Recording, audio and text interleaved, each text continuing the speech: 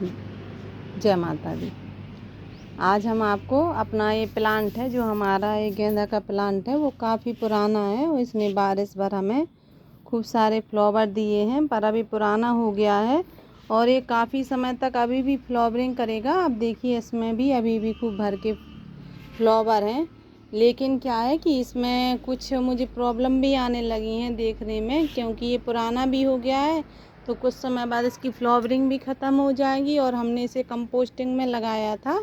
हमेशा हर प्लांट में अपनी कंपोस्टिंग में ही लगाती हूँ, तो उस वजह से क्या है कि अब इसकी नीचे कंपोस्टिंग भी तैयार हो गई है। देखने में लग रहा है कि कंपोस्टिंग तैयार हो गई है लगभग, और इसमें चींटियों का भी अटैक हो गया है। आप देखिए इसमें एक दो आपको चींटियाँ दिखने भी लगी हैं। तो हमें ये लग रहा है कि अगर इसमें चींटियों का अटैक ज़्यादा हो गया तो हमारे जो आसपास प्लांट लगे हैं वो उनको भी डैमेज कर देंगी।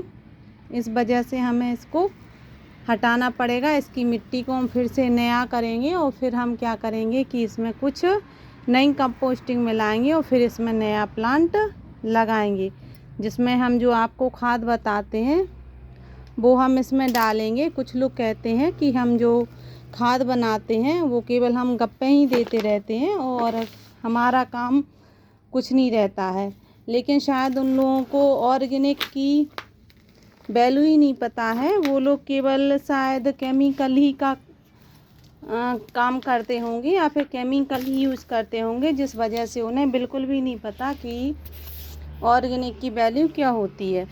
हम जो भी आपको कंपोस्टिंग बताते हैं वो 100% कारगर होती है, पर तभी कारगर होती है जब उसकी मिट्टी अच्छी हो। तो आपको हमेशा मिट्टी पे ध्यान रखना चाहिए, जो कि मैं आपको अभी बताऊंगी कि मेरी मिट्टी किस तरीके से है। तो आप देखिए, और हमने कंपोस्टिंग में ही लगाई थी, जो आपको कंपोस्टिंग दिख भी रही है। देखिए नीचे थोड़ी सी कच्ची कच्ची रह गई है, बाकी हमारी कंपोस्टिंग ये पूरी मिट्टी बन गई है। थोड़ी सी जो मोटे मोटे छिकले वगैरह होंगे उसमें वो ही रह गए हैं, तो वो मैं फिर से इन्हें अच्छे से सुखा लूँगी और फिर इसमें नई कंपोस्टिंग मिलाऊंगी। उससे क्या होगा कि ये फिर से रिचार्ज हो जाएगी और इसमें जो भी हम आपको लिक्विड खाद बताते हैं तो उससे क्या होगा कि वो अच्छे से इसमें काम करेगी। मुझे इस बात का भी बिल्कुल फ़र्क नहीं पड़ता है कि कोई मेरे बारे में क्या कहेगा कि मैं बातें बनाती हूँ केवल कंपोस्टिंग बनाने में कि काम करती हूँ। और आप इसका रिज़ल्ट देखिए कि हमारी मिट्टी किस तरीके से है। आप ही के सामने खाली की है और ये कितनी सॉफ्ट है। पूरी कंपोस्टिंग में ही लगाई थी और ये बिल्कुल इतनी ज़्यादा सॉफ्ट है कि आप देखिए बिल्कुल भी मेहनत नहीं लगी और पूरे अच्छे से फैल गई। साथ में जो नीचे कंपोस्टिंग मिलाई थी उसमें जो मोटी मोटी टहनियाँ थी वो रह गई हैं गलने के लिए, वो नहीं गली हैं, बाकी सब इसका कंपोस्टिंग बन गई है। तो हम क्या करेंगे कि हम इस प्लांट की मिट्टी हटा देंगे अच्छे से, और मिट्टी हटाने के बाद इसमें जो फ्लावर लगे हैं उन फ्लावर्स को मैं हटा लूँगी और उन फ्लावर से मैं फिर से एक कंपोस्टिंग बना के बताऊँगी या लिक्विड खाद बना के बताऊँगी, जो आपके प्लांट के हेल्थ के लिए बहुत ही अच्छी है। तो इन फ्लावर्स को मैं हटा लूँगी। उससे क्या होगा कि जो मैं लिक्विड खाद बताऊँगी उससे उसकी इन फ्लावर से, और हमने जो इकट्ठे कर रखे हैं अपने पास फ्लावर, उनसे एक लिक्विड खाद बनाऊँगी और वो हमारे प्लांट के लिए बहुत ही अच्छी होगी। साथ में हम क्या करेंगे, इस प्लांट को हम फिर से किसी कंपोस्टिंग में डाल देंगे तो ये कंपोस्टिंग बन जाएगी। और जो गेंदे का प्लांट रहता है उससे कंपोस्टिंग बहुत अच्छी बनती है और बहुत पावरफुल कंपोस्टिंग रहती है। साथ में क्या रहता है कि गेंदे का प्लांट जिस भी पॉट में लगा रहता है उस पॉट में नीमाटोड की समस्या ना के बराबर होती है और बिल्कुल नहीं होती, क्योंकि ये मिट्टी को अच्छा कर देता है और जो नीमाटोड जिस वजह से बनता है उनको ये ख़त्म करने में सहायता करता है हमारी। तो हमेशा जब भी हम कोई बेल वर्गीय कोई भी सब्ज़ी लगाएं तो हमेशा उसके साथ एक गेंदे का प्लांट ज़रूर लगा दें। उससे क्या होगा कि आपकी मिट्टी में जो हम आपको ट्राइकोडर्मा बताते हैं पेड़ों में डालने के लिए, मिट्टी में मिलाने के लिए, वह कम मात्रा में मिलाना पड़ता है और उससे हमारी मिट्टी बहुत अच्छी हो जाती है। तो इस तरीके से आप देखिए कि हमने इसके सारे फ्लावर्स निकाल लिए हैं। नहीं निकालते तो भी ये हमारी कंपोस्टिंग में जाता, पर हमें इसकी लिक्विड खाद बनानी है। तो हम क्योंकि अपने प्लांट में हम हर 8 दिन में कोई ना कोई लिक्विड फर्टिलाइज़र डालते रहते हैं, जिसका रिजल्ट ये होता है कि हमें बहुत अच्छी सब्जियां अपने गार्डन से मिलती हैं।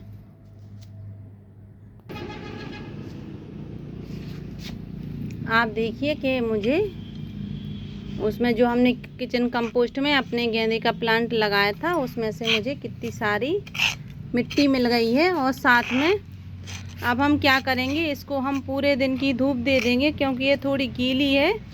तो इसको हम कम से कम 80% सुखा लेंगे। 80% सुखाने से क्या होगा कि ये मिट्टी अच्छे से सूख जाएगी और इसमें जो भी बीमारी आ रही थी, जो चींटी लगी थी, तो वो सब भाग जाएंगी। और हमारा प्लांट की जो मिट्टी है, जो हम नया प्लांट इसमें लगाएंगे इस मिट्टी में, तो वो काफ़ी हेल्दी होगा, उसमें बीमारियां कम आएंगी। तो आप इस तरीके से उसमें इस मिट्टी को अच्छे से सुखा लीजिए। सुखाने के बाद कम से कम आप 80% इसको सुखा लीजिए, क्योंकि आप इसको पूरा नहीं सुखाना है। अगर आपकी मिट्टी में कोई किसी प्रकार की बीमारी हो रखी है तो आप ज़रूर उसे करीब 90-95% सुखाइए। लेकिन अगर उसमें कोई बीमारी नहीं है तो आप केवल 80% ही इसको सुखाइए, क्योंकि पूरी मिट्टी सुखाने के बाद उसमें कुछ भी पोषक तत्व नहीं रहता है और फिर उसमें हमें एक्स्ट्रा पोषक तत्व मिलाने पड़ते हैं। लेकिन अगर हमारी 80% ही मिट्टी सूखी रहेगी तो इसमें जो पोषक तत्व हैं वो बने रहेंगे और हमें इसमें थोड़ी खाद मिट्टी कम मिलानी पड़ेगी। और हम वैसे तो हम इस मिट्टी को बचा के रखेंगे, और जो हमारी नई कंपोस्टिंग बन रही है पत्तों की खाद की, किचन कंपोस्ट की, हम उसी में इसको ऊपर से मिला देंगे और कोई नया सीड लगा देंगे। लेकिन अगर हमें डायरेक्ट इसमें कोई प्लांट लगाना होगा तो फिर हम इसमें कंपोस्टिंग अच्छी मिलाएंगे। और हम इसको क्या करते हैं, जब भी हम मिट्टी सुखाते हैं तो हम इसमें अपनी जो गोबर की खाद है या फिर किचन कंपोस्ट हमारी बनी रखी है, किचन कंपोस्ट तो वैसे ये भी हो गई है पूरी, क्योंकि इसमें किचन ही कंपोस्ट में हमने प्लांट लगाया था, लेकिन साथ में हम इसमें थोड़ी सी हम गोबर की खाद भी मिला देंगे। उससे क्या होगा कि हमारे जो प्लांट की बीमारियां हैं वो तो ख़त्म हो गई हैं, साथ में ये हमारी थोड़ी अच्छे से फर्टाइल भी हो जाएगी और हमें ज़्यादा प्रोटीन देगी। तो हम इसमें क्या करेंगे कि हम इसमें कोई, अगर हमें डायरेक्ट आपको प्लांट लगाना है, आप कहीं बाहर से मिट्टी लाए हैं और आप इस तरीके से उसे सुखा रहे हैं, आपका कोई पुराना प्लांट है और आपने अभी तक उसमें कोई भी फर्टिलाइज़र नहीं दिया है, तो आपको इसमें क्या करना है कि आपको इसमें करीब 50% गोबर की खाद या किचन कंपोस्ट या बर्निंग कंपोस्ट मिलानी पड़ेगी।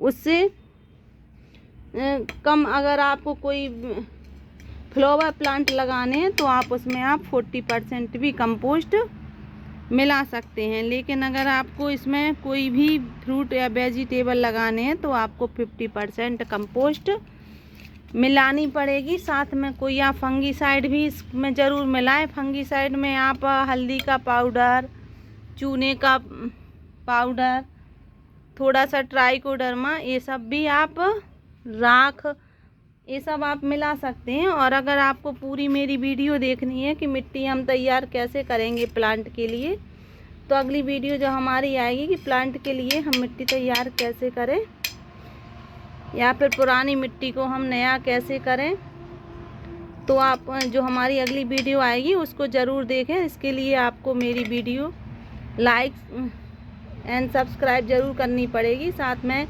बेल आइकन भी प्रेस करें, जिससे कि मेरी जो अगली वीडियो आएगी वो आप तक जल्दी पहुंच जाए और आपको जो हम नई मिट्टी बनाएंगे वो आप देख पाएँ। अगर आपको वीडियो अच्छी लगी हो तो प्लीज़ इसे लाइक शेयर एंड सब्सक्राइब ज़रूर करें।